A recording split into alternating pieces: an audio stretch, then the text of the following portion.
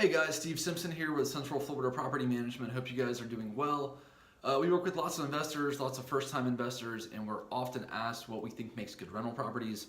I've done a few other videos in the past about this subject.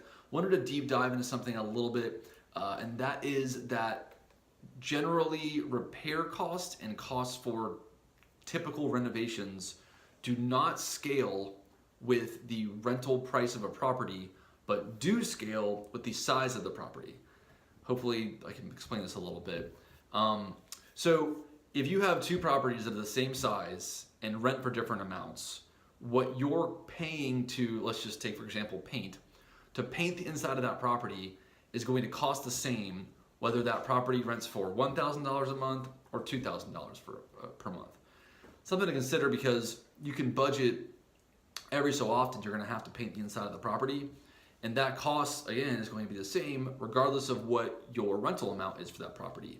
So if you look into what that cost is as a percentage of your rental income, you'll obviously notice that it makes more sense to have properties that, not that rent for super high, but you also don't want properties to rent for super low, because obviously, again, if you're going to have to paint the property once every 5 years, and to do that, it's going to eat up 5 months of rent, that's not great. Similarly, a property, the repair costs do scale with size. So what does that mean? Well, if you've got a property that's 1,000 square feet and a property that's 3,000 square feet, and they both rent for the same amount of money, again, it's going to cost more to paint the 3,000 square foot home than it does the 1,000 square foot home, but they're going to earn the same amount of money. What does this all translate to? Generally speaking, you want reasonably priced to high priced small properties.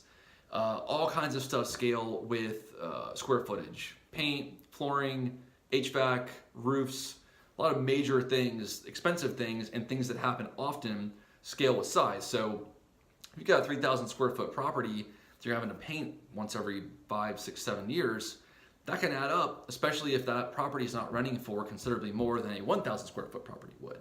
Now this is like very deep diving. Obviously there's kind of bigger picture things you consider when purchasing a rental property, but that's something that I think people don't always keep in mind when they're looking at properties, specifically when they're looking at properties that are kind of under average rent or above average size, that, you know, again, things that happen frequently, paint, carpet, so on, that they can really eat into your profits. So something to think about. If you guys have any questions, please leave comments below or give us a shout. And yeah, talk to you guys soon.